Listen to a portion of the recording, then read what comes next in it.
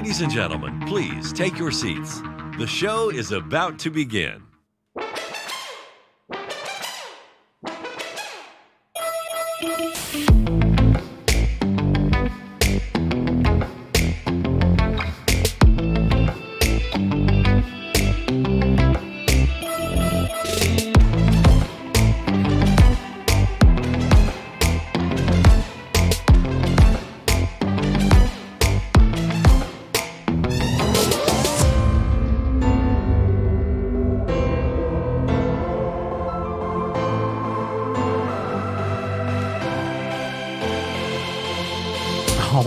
What's up, everybody? Welcome back to another episode of On the Wire. We are here with the whole squad. We got the whole, let's see. We got Kyle today. We got David Madway, who I don't think you guys have met. This is your first time on the stream, David, so we're going to introduce David to you. And we've also got Dante hanging with us. Dante's over on the Alpha Sigma team. He's, both David and Dante are important in the Wire ecosystem with lots of different things that they do. And so we're just going to talk today a little bit about crypto news.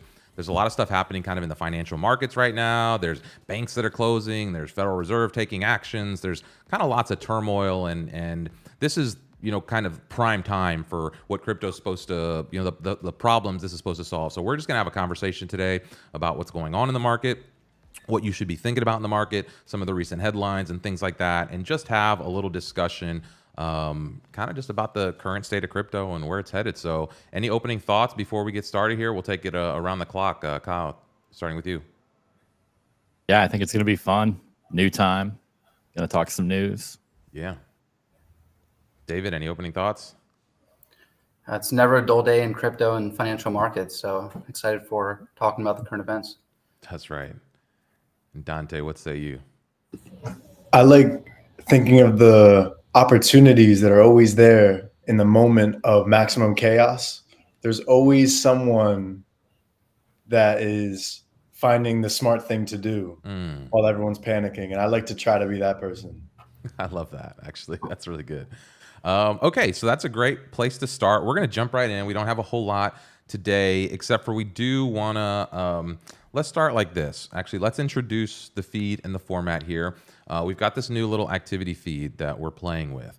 And so this is we're gonna do this every once in a while. We've got this new community feed. We've got Wire Network launches a community focused activity feed. So that starts a little clock for us. And so we're just going to introduce this. We're not going to always use the 5 minutes. Sometimes we'll change that. Maybe it'll be 2 minutes, maybe 3 minutes. But essentially, we're going to put a topic on the board. We'll have some conversations about it. Eventually, we're going to do things like bounce around Twitter Spaces. So right now, there's like a live Twitter space that's happening right now. Let's see. And then, I think the U.S. is like these people that have kind of been sheltered from economic reality for so long, through this ability to, impose seniorage. I think it's really going to... Yeah, so whatever they're talking about, there's all sorts of Twitter spaces happening. There's all sorts of kind of things happening in the space right now. So we just want to tune in and plug into that. Sometimes we're going to be hosting companion spaces. So expect us to start hosting spaces in addition to this activity feed. So, and eventually this will be public facing. So you all be able to kind of have access in real time to the notes we're taking, to the thoughts we're having. And also we'll invite some of you in our ecosystem, collaborators, et cetera, to also send news and send content into this. And we're going to get better at basically turning all of this activity into some kind of media operation, which is what the baseline of what we're starting here and what we're experimenting with. So any thoughts on that? I know we've been talking about that internally for a while, Kyle. I know we're experimenting with the live stream here.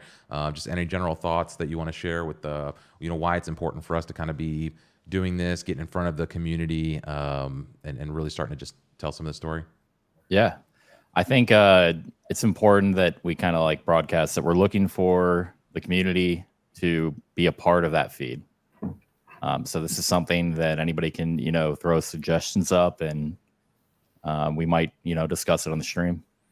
Yeah, and we'll be on later on today, actually. Shout out to the Mandocs. I think they have a Twitter space later today. And so if anybody from the Mandocs crew is watching this now or in the future, shout out. We'll be on the stream later on. Maybe what we can do is even pull folks in. Maybe we can do like a companion stream for some of their stuff. So let's jump into the topic at hand here. I don't know where we want to start. If anybody's looking at this, do you have any? Oh, you know what? Before we get too far, let's go into the decentralized connections. Let's take a look at that. We had our first meetup yesterday, right? You guys were all at the meetup. Let's take just a couple minutes and maybe even look at some of the pictures and talk about our first little hangout. David, any thoughts there? You were at the event. Yeah, I think it went really well, especially for our first event. We had some diverse folks from like gaming, crypto enthusiasts, developers. So it's cool to see who's interested in the area. And we had it at the brewery, so it was a good venue and everything. So yeah, I think it went really well. Yeah, and as you're chatting here, I'm just going to pull up, the group shot we had. Dante, this was your first time in town. What say you, Bradenton? I just want to highly recommend the Philly cheesesteak egg rolls, because even though it sounds like an odd mix of two different types of food, it actually, I think, was the winner of the night. Yeah. And then the sour beers were really good. The sour beers, nice. Yep. And everybody was kind. It was good. Yeah, she surprised me. To see Sandra unexpectedly is always nice. Yeah, I didn't expect Sandra to be there either, but that was cool to see. And we're going to be doing a lot more of this. So if you missed it yesterday, we'll be doing a lot more of those moving forward. So just keep an eye on that. We'll get this out of here, and then we'll jump into the news now. So we're going to start out with how the Fed went broke, and this is a good article here. Do we want to talk a little bit about these? Just kind of what's happening at the root level of this. We want to talk about, kind of how, a lot of what's happening is that there were investments made a year or two ago in treasury assets that are kind of at a fixed return. And now with interest rates going up, there's a significant difference in what those treasuries were thought to be worth versus what they're actually worth now based on current interest rates. And that's causing a lot of kind of problems in the system. Do we want to just start the conversation there? This is a great article. Actually, I'm going to share this source article in the chat here. So let's pull this up. This is Lynn Alden. I'm going to share this in the YouTube chat for anybody who's interested in keeping along with us as we go. But does anybody, David, I know you have a pretty good grasp on this, Dante. Let me take a stab. Sure. From for a layman, what happened, for those of you who don't know, is a couple years ago, Silicon Valley Bank had a massive influx of capital, and they wanted to deploy that, and they did that in one of the tried and true ways, buy bonds. And what happened over the weekend was they were in a position where everybody started withdrawing their money, and that essentially forced them to sell those bonds and liquidate them below their value. Like if they were able to let the bonds come to maturity, there'd be no issue. It was the issue was they needed to, give the money now. And then the current administration decided to step in and take over and basically liquidate everything and pump money in to make sure all depositors are okay. Yeah. And then which is where kind of the conflict starts, I think, right? Like some people see this as a similar style bailout to like Lehman Brothers and the financial collapse in 2008. Other people are saying, hey, you had to defend the depositors. You had to kind of protect the depositors, because if not, this would have caused systemic risk across all the banking sector and potentially would have led to bank runs across the board. And I think that's why the Fed kind of acted, as kind of, sharply as they did on Sunday. But I don't know what the right move is here. This seems like, especially with the new facility sets they a have tone. for the debt, right? It's not like If they you're just a did it for bank- Silicon Valley Bank. They now have a new facility potentially pumping up to $2 trillion into the banking system. So it's not just one bank here. Yeah, they changed the rules like halfway, which is really interesting because, like you said, the market value of the bonds are not worth nearly what they were. And so now they're marking them to par, meaning they can take collateral off of the full value, even if they lost like 60, 50% of their value. Right. Well, it's like I buy a stock, it goes down 50%, but I can still take 100% loan on it. So they just changed the rules mid-game, and that's kind of standard operations for the Fed.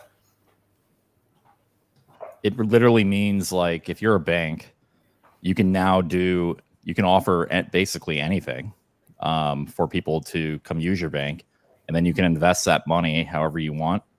And if it doesn't work out, the Fed will step in and ensure any deposits. Yeah, That's I mean, it's wild. It is wild. And then when you hear things like Roku had 400 and something $million like sitting in one bank account, it's like, maybe Roku needs to be taking a little bit of risk. Like maybe they need to be doing something to mitigate risk or doing something on their end. I don't know that this is the right move. I mean, I kind of tend to agree that at some point the depositors need to be protected. That's what the FDIC is for, but there's limits on that. I don't know how you change the rules. I think this is one of those things where it's like you have centralized control trying to push one way or another. And anytime you have a big market like that, where you're trying to kind of centrally control things, you just break it, right? And you try to readjust on one side and that causes more things. And then you try to readjust over here and then it pushes back over here. And eventually you just have this crazy destabilization. You have this bubble cycle, which is what we're in right now, where it's like, 2008, it's like, we've just seen these ups and downs as they pump the interest rate and they shrink the interest rate and they pump money in the system and they try to pull money out of the system. And you create these crazy little spirals that, is really what's causing a lot of this bank problem, How do you feel about it, Dante? Yeah, so I think, it's all a giant scam. The one thing you're not allowed to say too loudly publicly is that fractional reserve banking is a scam. I think one of the quieter things that go unnoticed, because I could say what I feel like everyone knows about inflation and so forth, but I think the more interesting thing is the interesting timing around them announcing FedNow, which essentially will be like a 24/7 settlement system that feels very inspired by the way that crypto has 24/7 markets and instant settlement and blockchain in general. And it feels like that whole pattern I see across, problems, and then the solution to the problem, it feels like it was brought in by someone that created the problem, that whole problem reaction solution paradigm. You create a problem so that you could bring in the solution you wanted. Right. And I just think we should be keeping an eye on this whole FedNow thing because they announced it's going to come out in July. And I think that the ripple effects that will have in crypto is being underappreciated right now. And if you go look at the people that are building it, you see that a lot of them have blockchain technical backgrounds. And so that it's the blockchain technology and distributed ledger that is inspiring the system that they're bringing in. And so what happens to an XRP? What happens to CBDCs? What happens to half the benefits of crypto being instant settlement when now all of a sudden Big Brother coin comes out and can take away half the unique utility that most blockchains were offering? Yeah, this is crazy. This is the first I hear of this July launch of FedNow, instant payment service. Fed service aims to reduce the gap in payment. I'm reading a Cointelegraph article here. The FedNow service aims to reduce the gap in payment time between United States financial institutions. And like you said, Dante, this looks like it's like the federal government stepping in. And we've all heard them talk about CBDCs and this is coming. But I mean, what does this actually mean, right? Like as people are thinking about this, as they see in the crypto. And if we go to this other site, right, this may be a good one to go to the next article here. The FDIC asks signature buyers to stop all crypto business. So is this the Federal Reserve basically jumping in and saying, hey, we're going to like shut this whole crypto industry down? And actually, there's an interesting debate going on with that. None of it comes from me. So everything I'm saying is other people's ideas. One side, which came from Nick Carter, some people from the Masari team, was that Silvergate had prepaid a loan to the Federal Home Loan Bank that they did not have to prepay. And that by prepaying the loan, that led to the cascade of them being insolvent. Which is odd. Why would a bank commit suicide by prepaying a loan voluntarily when the loan wasn't due yet? And then on the other side of people who are saying that it's a conspiracy, they're trying to shut down crypto banks, they're doing it, it's a conspiracy.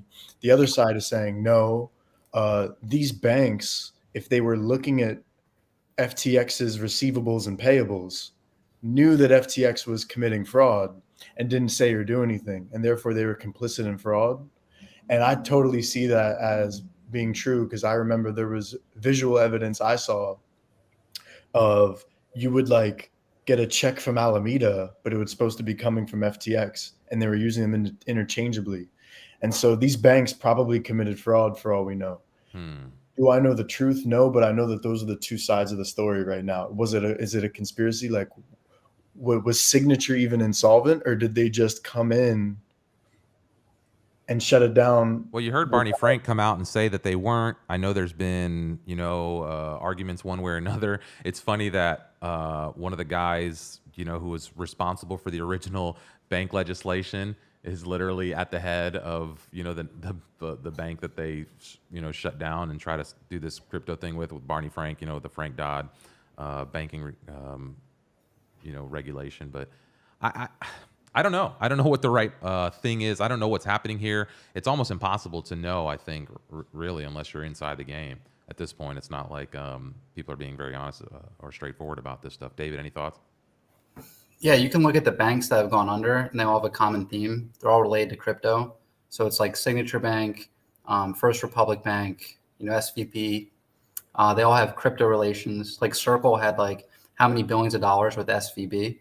And then last weekend, was it USDC broke the buck, essentially. I remember watching it like a Friday night, and it's like 97 cents. It got down to 90 cents, and I think it actually gapped down to like even 50 cents, like very briefly. So I think there's some similarities between all the banks that are going under. It's not just a coincidence. And there's been precedent for that with something called Operation Choke Point, where they've gone after banks that were the on-ramp, off-ramps for cryptos. So going into like what Dante said, they could be taking down the crypto banks and then release the solution if they shut down all the on-ramp, off-ramps and say, here's the FedNow, it's better than crypto.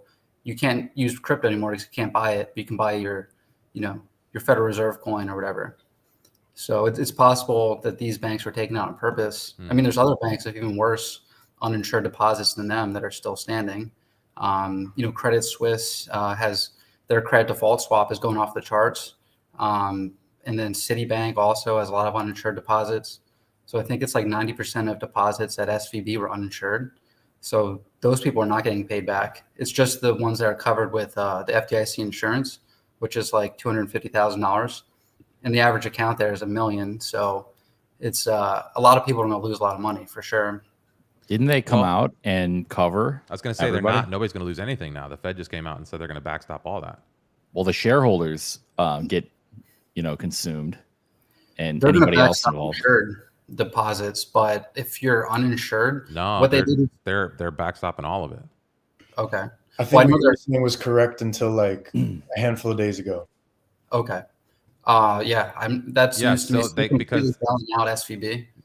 I don't know if it's only SVB, but I think what they did, and this is where it gets crazy, is that they've opened this credit swap facility for basically any bank. So they're kind of preempting the bank failure and saying, we're just going to open this new thing. And that's where it's talking about potentially opening up $2 trillion worth of liquidity back into this system, as essentially they arbitrarily write a blank check and increase those insurance limits from $250,000 to, whatever. It was really interesting what Dante said initially there, conflating, the relationship with FTX. It doesn't make sense, why they repaid massive loans or other liabilities. Maybe, that's an easy exit if you've got a bunch of skeletons in the closet, and then there's all your depositors are going to be intact. Yeah. If there was, fraudulent activity happening And I do tend to believe, like, how did the bank not know? You know what I mean? I think it makes sense that in some way, even if they didn't intentionally commit fraud, there was at least negligent that you missed. There was so much bullshit happening at Silicon Valley Bank. Let's talk about this real quick. These fools issued bonuses to themselves hours before the regulators took the bank over. The CEO and some of the shareholders cashed out like significant amount of their equity like the weeks before this thing happened. So to your point, Dante, 100% people knew, and they were operating beforehand. And this is the shit of it, right? And this is like, if we go into the comments here, Unframe of Mind saying it right here. Let's see. We'll pull these comments up. What's up on Frame of Mind? Saying banks knew, we knew, they all knew. John Capriola, Dante, smart dude. Yeah. So BTC says Daniel Tagavi. Let's see. The feds need blockchain. The Fed needs blockchain. But that's why I think like I'm not sure the Fed's gonna allow any the blockchain to play. They're gonna use it, the tech, but they're gonna like shove it down, our throat with whatever version they say. They're not gonna like want us using some decentralized version of this because this is what crypto was intended to stop, right? Let's finish going through these. What's up, Pragma Solidity, Crypto Empress in the house. Hello, hello. Matthew Vreeman, hello. Drop dudes, drop. Hey guys, hello, hello. So yeah, I mean, is this just crazy? Is this just like the dying grasp of the last the old machine fighting the new machine? Like, what's kind of going on here? We got some other articles, but before we shift gears, do we want to talk any more about just kind of what's going on with this? Like, let's put some wrapping thoughts on this topic here, and let's close with just, the systemic risk. Is there really systemic risk? Is this just, the Fed doing more of their shenanigans? Is this just, bailing out the rich again? Putting the U.S. taxpayers on the hook? I think it's good for Bitcoin. I mean, money printer go burr. They're going to keep on creating money. They're going to keep on bailing out the failed system. So every time the M2 increases and money is created, it's good for a finite digital asset. So I think it's good for Bitcoin and altcoins, and gold and real estate and anything that's finite. Yeah, I agree. And I was having an interesting conversation last night at our event with a new fellow developer guy, Tom, that showed up, and we were talking about like what would the moves be to try and hurt like Bitcoin or Ethereum the most. So step one, you'd need to get rid of the fiat on ramp, which is hard because paper cash enables that. Even you could trade like you could meet somebody and they could say, hey, I need some Bitcoin. Hey, I need some cash. You do the trade, and there's not really a way to prevent that from happening. You can't censor the blockchain data easily, and if you did, it would be very easy to make sure that comes like through in a different way. We've even joked around about how you could create like an encoding that looks like a regular tweet that passes blockchain data.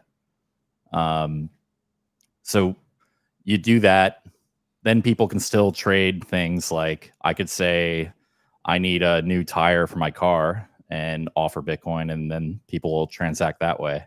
So it's a pretty hard task, and crypto is definitely a problem for the Fed and the US dollar.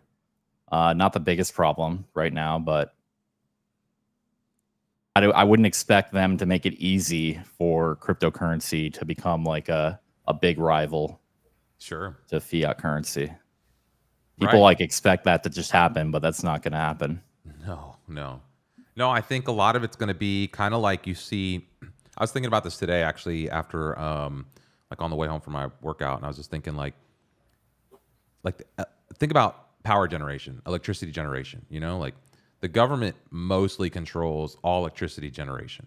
That doesn't mean you can't stand up your own solar panels and build a generator and find ways to create your own electricity and maybe even put some electricity back into the grid. But I think for a long time, crypto is going to be kind of like that, where, like there will probably be some centralized CBDC or blockchain or something like that. But there will also be these other mechanisms, right? The generation of electricity will happen kind of on the side too, where you'll have small people generating their own little money exchange. And sometimes those networks will be big and sometimes those networks will be small. And I think that's the real true utility of this, is that eventually communities themselves are going to be able to build these mechanisms that allow them to kind of manage the way they exchange value amongst each other. And I don't think that's something you can control. So yeah, I think at some point, like there will be some centralized controlled digital currency that will kind of like collect taxes and do the thing. And that will be the fiat, if you will. But I think there will also be lots of other currencies kind of matriculating through the system where you will then transact and exchange value, kind of like it's happening now, except for with real utility rather than just, trading meme coins and stuff like that. And I mean, think about, other things that aren't like directly a cryptocurrency, like the billions of dollars that people buy in digital assets, in video games and wherever. It's way better when that's tokenized and interoperable on a public ledger. Like that's just better for everybody involved. Correct. And is that going to get if I have game assets, does that get put down the same hole as other cryptocurrencies if that's what the Fed is doing? Yeah, Dante, you talk and deal with a lot of money folks in the crypto space, right? You're dealing with lots of different fundraisers, lots of different funds. Do you ever talk to regulators? What's the word underground? Like, what's kind of like the buzz in the inner circles of folks who are, have big money tied up in some of these things? Like, what's going on? Yeah, I have a couple thoughts. So one thought I have is I actually asked one of the most successful, wealthy people in the space that I know, in the middle of the bear market, in the middle of all these banking collapses, like, what's your thoughts on Bitcoin? And they said to me that if you look historically, 6 months out from the halving, which is around November, no matter what's going on macroeconomically, Bitcoin tends to enter into its bull market phase. Now, whether the bottom is before that or now, where we already passed the bottom, is not what he's saying. But like when it's undeniable uptrend in that 4-year cycle with halvings, doesn't matter if the world explodes for Bitcoin, that will begin in November. And that's what someone I really look up to and trust told me. As far as like in the markets, I do think when you look back at like 2017, you had ICO boom, all the grifters grifted, then the market crashed. And I remember the big thing in 2018 was security tokens and the polymaths and the securitizers and so forth. And I think similarly, and unfortunately, you're going to have two big opportunities, right? Rather than like, CeFi, Celsius, Voyager, like we're regulated, but we're also DeFi. It's going to be this unfortunate two separate worlds where you're going to have like Asian, non-US based, 100% crypto, 0% regulated things maybe entering a bull market. The Arbitrum airdrop for people that used Arbitrum is tonight, like, for instance, maybe things that are and tokens launching on major L2s and major L1s that have a lot of support. And then separately, any project that really leans into the regulators and just completely gets captured by the enemy, I think those also are poised to like benefit strategically, because if you just lean in and you just sell your soul to Gary Gensler and you're just fully regulated, then that means trillions of dollars of the BlackRock money, the new Fidelity accounts that are opened, can flow into what you're doing. So I do think that there's a lot of opportunity. I'm incredibly impressed that even after Luna, 3AC, FTX, major banking collapses, that it only got as low as 19,000. And it's just showing you that, I don't know what it's going to take for people to sell and to have to reach a new lower than, the summertime. But in some ways it's bullish that, people are realizing, whether it's because when their bank shuts down, their Bitcoin's there, or whether it's because the Fed's pivoting. And anytime the Fed pivots, like at the beginning of COVID, when they last printed trillions of dollars, what happened after COVID when they printed trillions of dollars? Bitcoin's like a battery. It just absorbed all the liquidity. And then, of course, eventually the battery has to disperse its energy back into whatever grid it's attached to. So you don't think this little bump right here is like people just being scared of like potentially the alts and the market's correcting and lots of people thinking there was going to be a big run on banks, and you don't think this little bump in Bitcoin right now is like potentially just like a a little, hey, we're scared of what might happen in the alts or what might happen in the banking world, so we're going to put a little money in here. But you think it might be detached if, like, let's say the stock market goes down another 20-30%, you think that crypto or Bitcoin will not follow suit as it has kind of in the last few market downturns? No, that's a good point. Typically the traditional markets and the macroeconomic market, like the S&P is what, like 30% correlated to Bitcoin moves of the same day. I would say Bitcoin's more correlated to net liquidity, right, which comes from the Fed, than it is the S&P, even though it is somehow correlated to the S&P. But, you know, if you look at the trend lines of support and resistance on a Bitcoin trading chart, and you talk to people in the space, they really push back at me and were very adamantly saying, when the halving comes, usually 6 months out from the halving, no matter what's going on, it's twice as hard to get a Bitcoin, and naturally that supply and demand forces the price up. And these are the 4-year cycles that we've been going in, and they don't think that these 4-year cycles are going to stop. They've never been proven wrong. But isn't that the perfect time to be like worried? You know, like to me, that's like one of the things where when everyone's like, oh, don't worry, it's like clockwork in the 4-year cycle and everything's going to be great. And then that's the one time where it doesn't, when all the things kind of come to bear, because it seems like, sure, maybe if it's just the crypto market by itself and it's just Bitcoin, maybe there's some kind of cadence to it. But if you throw in the rest of the financial markets, and if you throw in political turmoil, and if you throw in, you know, some, foreign policy issues that maybe are a little hairy and scary, like, does it still fall into that 4-year cycle? This is the exact question I asked. Or would you disrupt that cycle by adding all these other variables? That's the real question, I think, is like. This is what I asked him. So we and you are thinking the same way. I'm thinking like you're thinking. This is an unprecedented year, and the macro is more important on what's going to happen with Bitcoin. But I also understand when someone is 100 times richer than me. And so when I'm talking to someone hundreds of times richer than me, my ears hear everything very closely. And I asked that exact same question, and they really felt like it's like a honey badger that just can never die.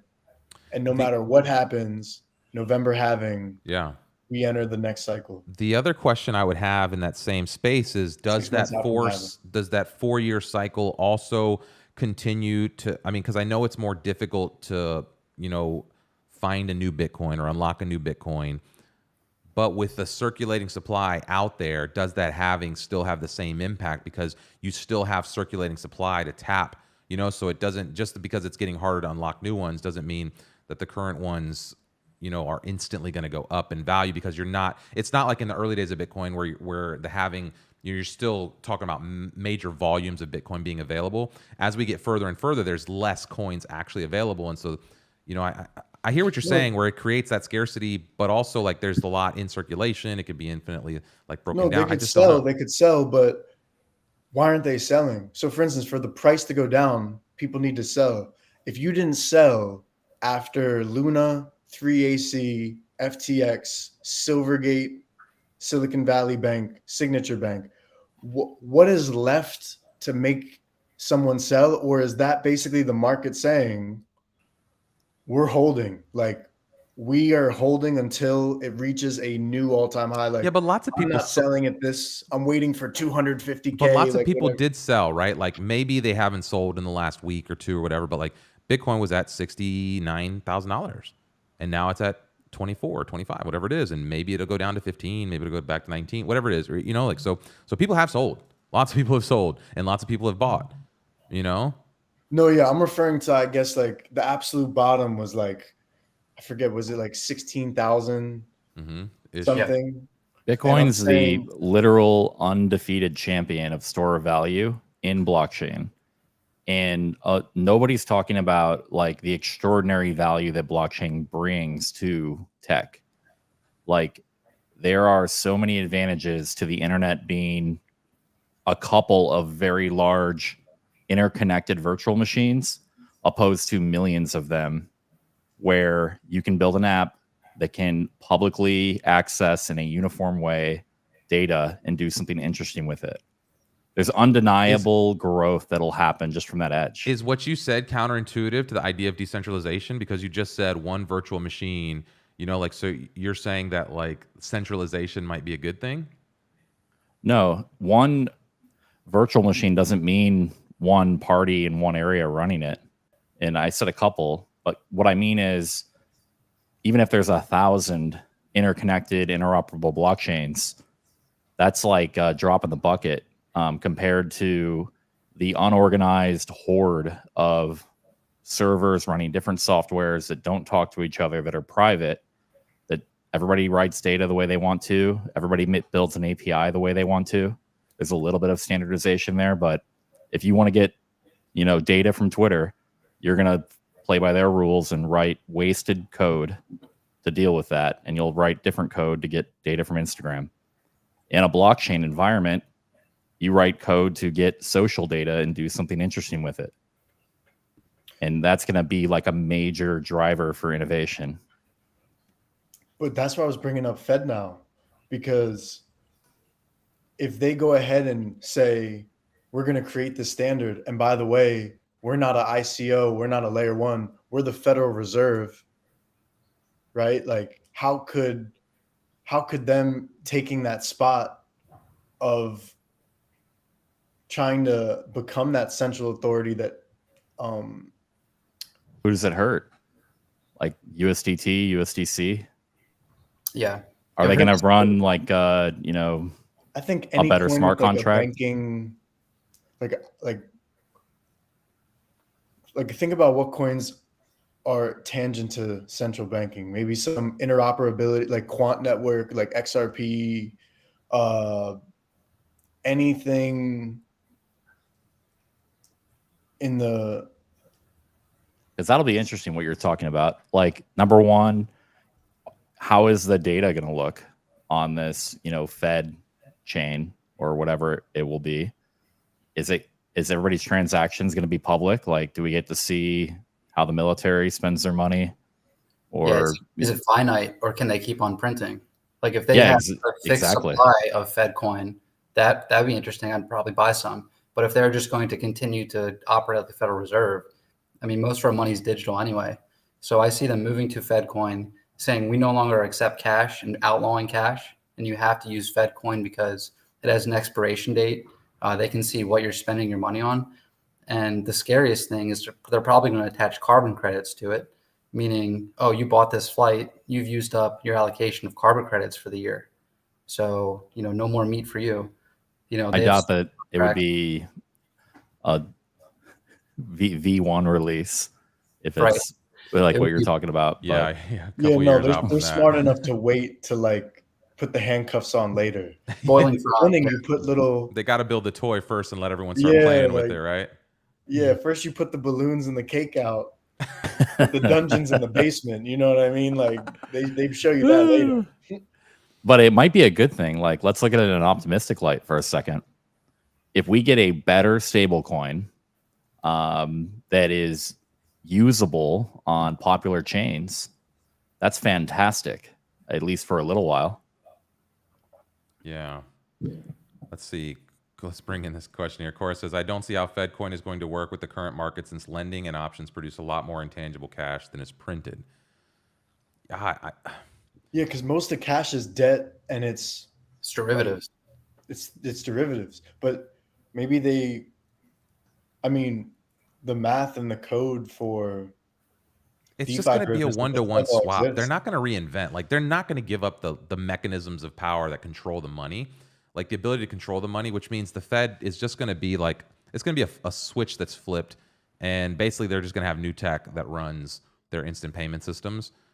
I don't think it's going to be tangibly different for almost anyone. I think at a banking level, like what they said right here, where was it? Where did I just read that? It's literally what we have now. Silvergate exchange. Yeah. That was the use case of the banks that have now failed, was that they had this settlement layer between the parties, but now they're saying instead of Signature Bank Net, instead of Silvergate, use us. They literally are quoting that directly. Am I crazy?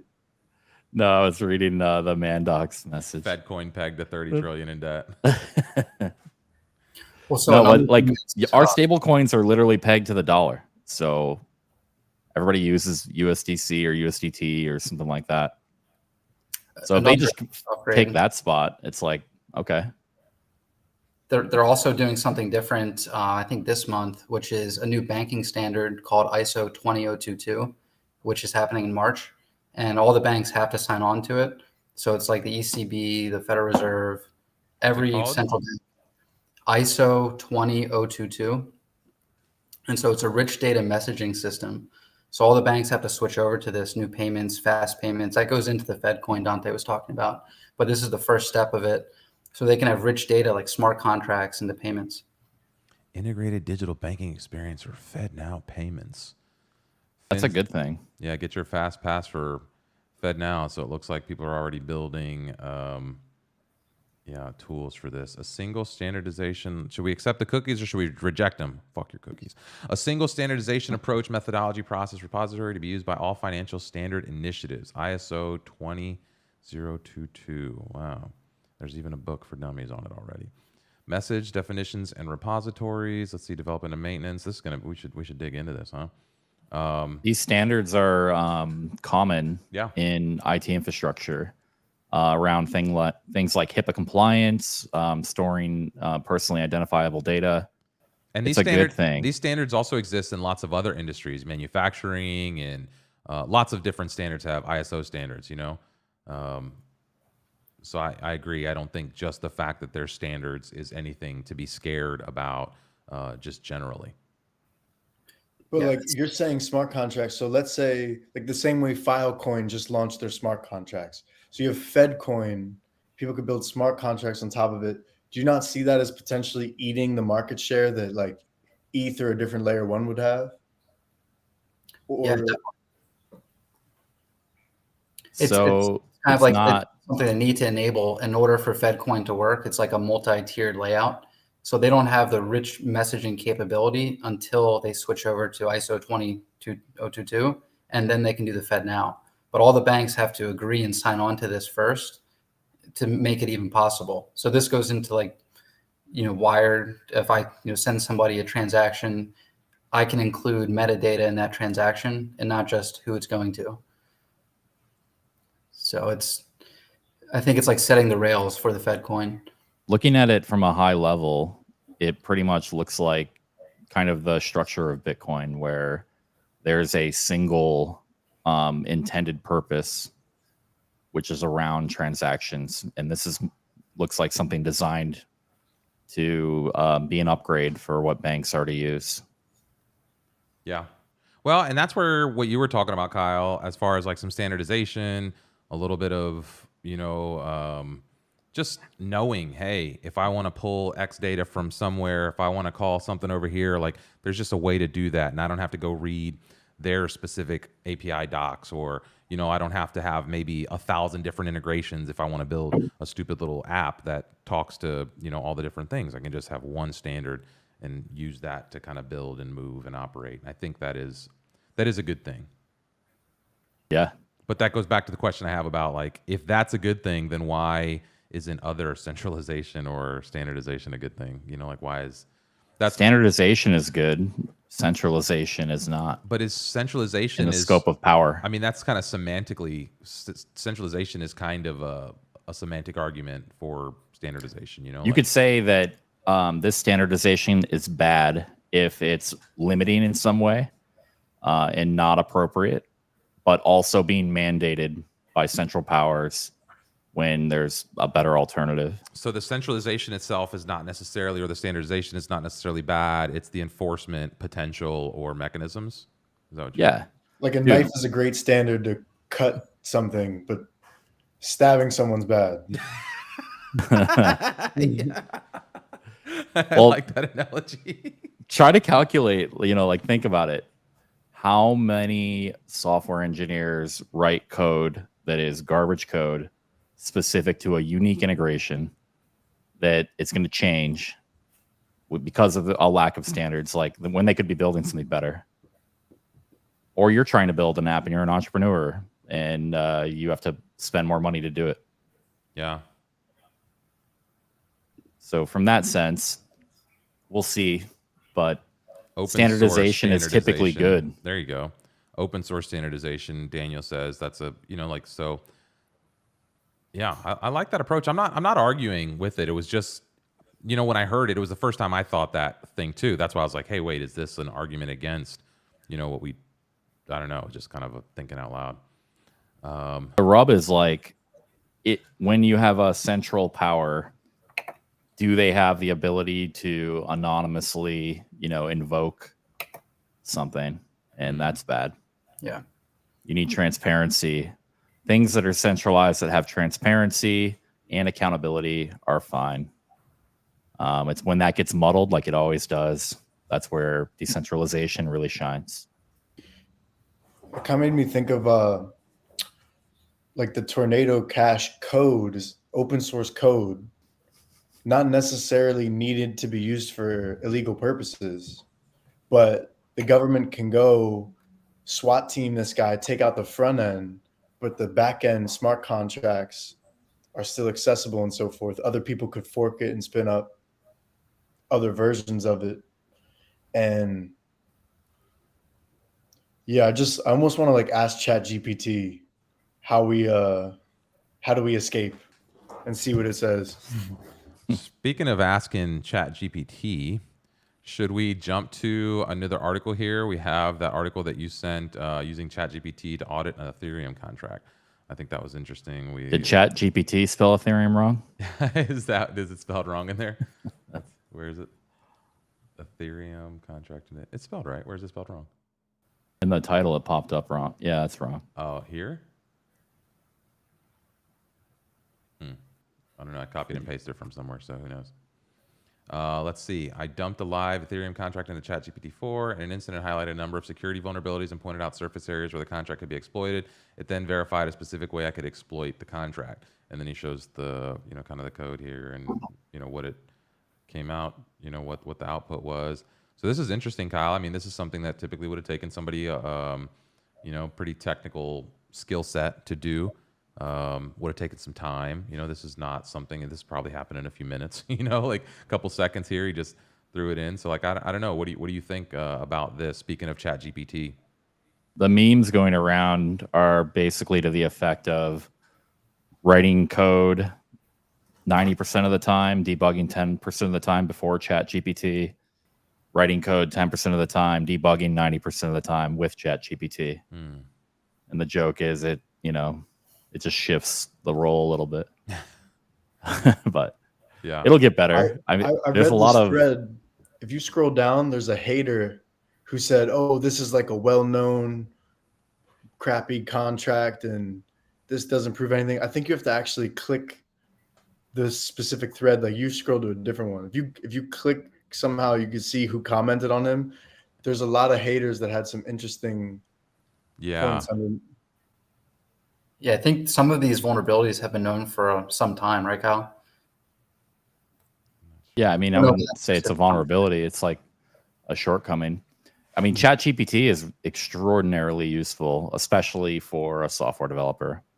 I mean, they say it's like 20 times more effective than a Google search with a query. But if you're trying to like write a full complex software and you've never interacted with code before, you're not going to get there with ChatGPT. Correct. I actually used it the other day to write a little JavaScript snippet, just to do a little something simple over top of the website. So for simple stuff like that, but if it needs to have multiple dependencies and have like lots of different things, it's hard to expect it to really give you the result you want. But here's the response you were talking about, Dante. Given that this particular contract, vulnerabilities, purpose, etc., is well known and heavily reported on, discussed, this output should be taken with an exceptionally huge lump of salt. It's not a sign of reasoning, rather a regulation of data from the training set. So he's basically saying that, exactly what you said, Dante. This contract was hacked in 2018 via the vulnerabilities that ChatGPT points out. So it was already hacked.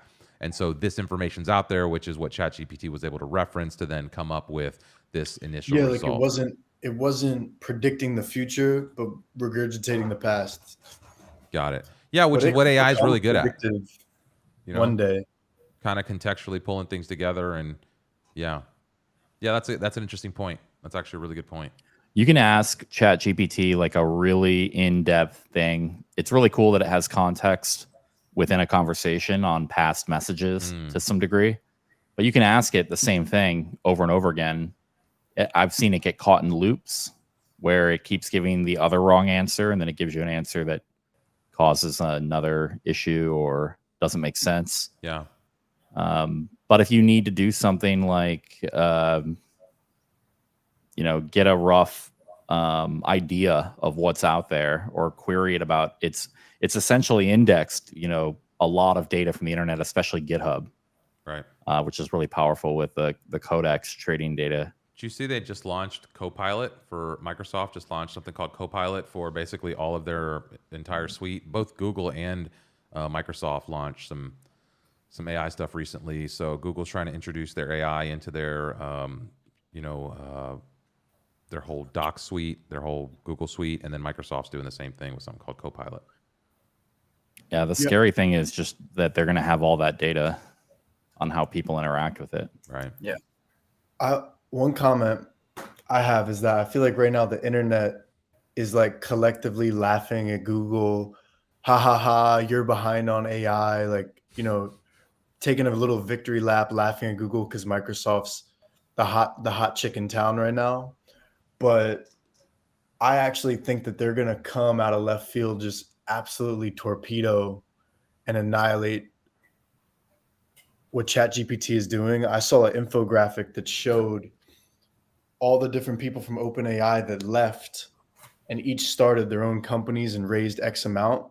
One of them, Anthropic, Google invested $300 million in. And one interesting thing about Anthropic versus ChatGPT is that ChatGPT is now effectively owned by Microsoft, and no one else gets the similar access to it. Versus Anthropic is non-exclusive with Google, meaning that a lot of other major enterprises, data lakes, and parties can interact with it in a more sensitive way, which I think could potentially give it like a massive advantage. Plus the fact that like Google has still 90% of everyone's search data. And even after ChatGPT, I think the number one most searched thing on Bing is Google. And so I know that they're in this like, It's like a competition, rivalry, then on top of both of those, Elon Musk basically invested $100 million into OpenAI. It was supposed to be a nonprofit, and now somehow Got a $30 billion market it cap. has a $30 billion valuation, and it's privately owned by Microsoft, and they fired their AI ethics team. And so I don't know if that's some sort of lawsuit waiting to hit them or some sort of revenge competitor that Elon is cooking up. And he's, if you're a top scientist and he calls you and explains that this nonprofit went rogue and you're the best mind, I want to steal you, we're going to make a new thing. Whatever new thing he could be working on might be another quiet torpedo in the water that interrupts this whole system of expectations at an unknown time later. Tesla could be the AI sleeper. To be honest, I think Tesla is going to do things in AI that people are not even paying attention to right now because we're all enamored by this thing that can kind of regurgitate and trick us into thinking it's like speaking language to us. But yeah, what they're doing with cars and the data set that they're getting and the modeling they're doing of the real world and some of that stuff, I think is just as interesting. It's just not as viral, if you will, in the public zeitgeist. They have a proprietary supercomputer. Correct. That's really cool and interesting, and not a lot is known about it. Correct. And I guess in his strategy is always like do everything down to the rails. So I know that there was drama with NVIDIA back in the day, but I don't know. It's going to be. I think it'll be a lot of players because what you're uniquely able to bring a good data set to is going to be the edge. Microsoft owns GitHub and LinkedIn. So I highly doubt there will be an alternative to the Codex training data. Yeah. That's superior anytime soon. Right. Yeah, Tesla case, if you look at what Elon Musk owns, his other companies, like Starnet or Starlink. So they want to, if you look at all the satellites that are circling the Earth right now, you can pull up like a map of this. It's insane. There's hundreds of thousands of satellites. And so they want vertical integration from the Wi-Fi that's beamed down to rural parts of the world. And so let's say something happened to the grid, they'll control the internet as well because the satellites will still be up and running. And so, yeah, I mean, I think they're far above and beyond what some of the newer AI companies. Oh, and he's not going to give that to some Chat GPT owned by Microsoft. He doesn't like Bill Gates. They have a feel like they're in strategic pissing partnership. contest. Microsoft and Tesla or Starlink have a strategic partnership for a new edge data center. That's like a shipping container. So I don't know, because you see stuff like that. Yeah. Well, they were providing internet access to Ukraine, and then he cut that off because he didn't want it to be used offensively, only defensively. And that significantly hindered the Ukrainians in the war. So it's a very powerful technology, especially for like rural parts of the world that don't have internet connectivity. Yeah, and you never know when they set up controlled opposition to pretend to be against something because they need you to follow like a fake hero. And then the fake hero betrays you, but then the real one comes out, and that could be someone we don't even know their name yet. Yeah. Let's see, time-wise, where are we at? 4:57. Okay, so we're right at the end of the stream here. Let's go ahead and just kind of put some winding down thoughts on this. We're going to be, by the way, if anybody out there watching is going to be at Outer Edge in LA next week. We got a bunch of us from the Wire team that are going out there. We'll be on, I think it was actually, I think I said Mandoc space earlier today, but I think it's the Outer Edge space that we will actually be on later today. It will not be the Mandocs. Sorry, I got that confused earlier. But if we look here, I think they're actually on the space already right now. The LA countdown is taking place right now. I think if we go to this view, let's see. Oh, I still have this up on the screen. Shot. Yeah, they're talking about that now in the background. So Interesting things. Kyle, what are you thinking? We're going out to LA. I didn't do NFT LA last year. What was the one that we went out to? Blockchain Summit, LA Blockchain Summit. Yeah, we did the blockchain summit. But yeah, talk a little bit about the Outer Edge. Let's pull up the Outer Edge website, and yeah, we'll be there next week. It's going to be really cool. We're powering the conference app, so it's going to be a blockchain powered. Like instead of Brella or any of those, you can authenticate with your Wire name service, and you've got an NFT ticket. So that's going to be pretty cool. There's on-chain chat features in that conference app. I'm really excited for the event. Yeah. Be out there in force. We're going to be meeting up with some people from the Mandocs community, I think. I think there's going to be people there from a few other communities. That's right. The Crypto Empress, I think, is in the comments or chat, was going to be out there. Seems like there's a bunch of different speakers and folks. This is going to be a heck of an event. So yeah, we're about 3 days, 20 hours out. There's still time to buy tickets if you're interested. And yeah, we'll be on the... Who's going to be on with them later on today? Is Ken on with them? Or is there two spaces? Is there a Mandocs and an Outer Edge stream? I don't know what's happening. Lots of Twitter spaces coming up anyway. So follow us on Twitter. Make sure you subscribe to the YouTube channel. Any closing thoughts, Dante or David? Actually, like to have both of you guys back. That was great feedback, honestly, from you, Dante. And David, you'll see a lot more of as we get into the ecosystem. And yeah, any closing thoughts? We'll start from the top down. David, you got the first shot.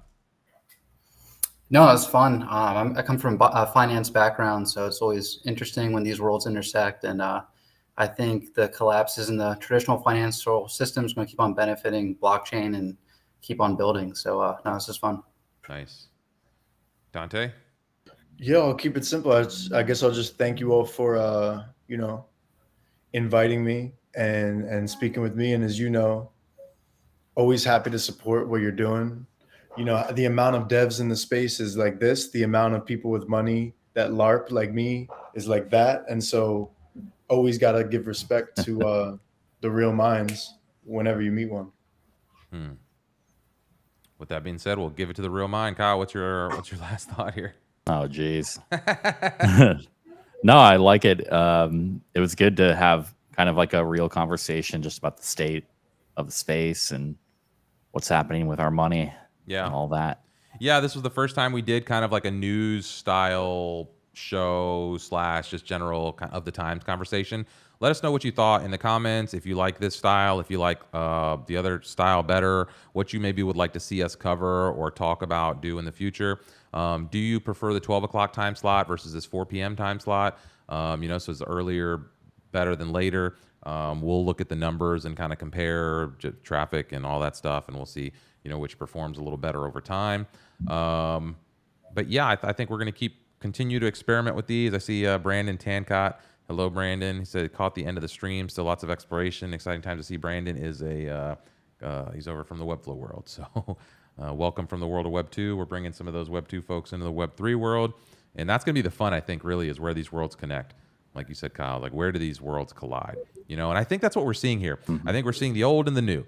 At every step, what we're watching all play all around us is the dying, gasping breaths of like structured, like archaic power. And they're not going to go quietly, right? They have all the machines, they've got the military, they've got all they're like entrenched, right? They've got the government behind them, they've got all the big industry, they've got everything, right? Everything that you could imagine is stacked against anything we're talking about succeeding in this world. The only reason it has a chance is because we all believe it does. But most of the system that we live in today only exists because of that exact same reason. That's the whole idea behind fiat, right? We believe it has value, therefore it does. And so if we can get enough people to believe that a new thing has value, it will have value. And that's kind of what's happening here. As we mesh old world with the new, Web 2, Web 3, whether you're building digitally in a virtual world or whether you're trying to build, future ways of exchanging value in that world, I think those worlds, those two roads collide over the next few years. So... and JP Morgan owns Infura. Right Hashtag on. decentralize the RPC. With that, yeah, right. I think that's a whole episode in and of itself, right, Dante? Yeah. No, I wanted to just interrupt your piece. I'm very toxic. Nice. All good. That's what we got. I think we'll send it out with just a little bit of audio from the NFT LA folks, from the Outer Edge folks. So we'll bring that up in the background, and we'll send it off at that. We'll just hang out for a couple minutes listening to what's going on in this LA countdown for the Outer Edge event. And yeah, thanks everyone. Catch you later. You find out that people smell worse than you thought or better, Just kidding. But anyways, yeah. So I totally understand that. Let's see, we've got some other people.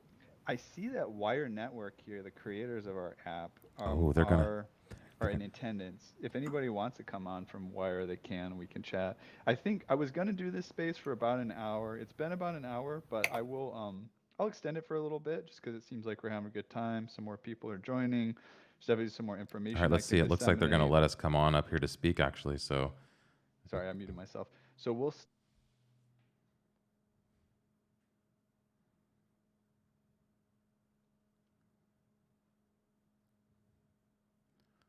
see what happens. I just lost the audio. Check 1 2. Okay, I've lost the audio here. Hang on.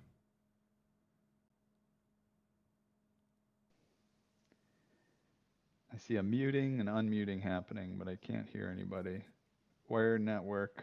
And then, are you gone? Oh, man. Lots of rugging going on here. All right. Well, I'm sure they'll be back.